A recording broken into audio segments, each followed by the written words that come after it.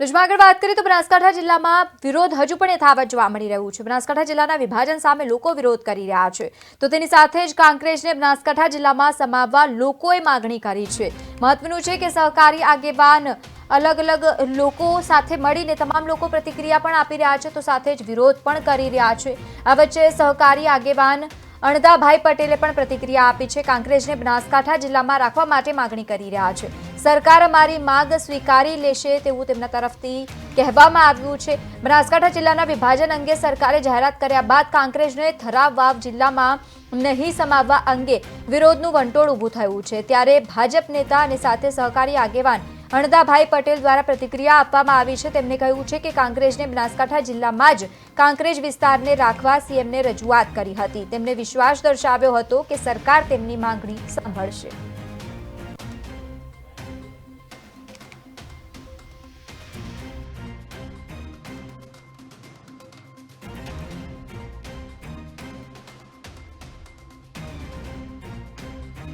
પણ કોંકરેજ તાલુકાનો સમાવેશ જે થરાદ જિલ્લામાં કરવામાં આવ્યો છે એનું અમને દુઃખ છે, કારણ કે અમારે વહીવટી માટે વારંવાર જવાનું થાય તો અહીંથી અમારા કોંકરેજ તાલુકાના જે છેવાડા ગામ છે એમને 125-30 કિલોમીટર જવું પડે। રાનેર છે કે અહીંયા ધનેરા ગામ છે કે કસરા છે કે આ લોકોને ઘણું બધું અંતર પડે, એટલે જવા આવવાની પણ મુશ્કેલી થાય। કોંકરેજ તાલુકાની અંદર છે ને હાઈવે પાલનપુર થરાથી સીધો પાલનપુર હાઈવે છે, એટલે જવા માટે અમને ખૂબ સરળતા।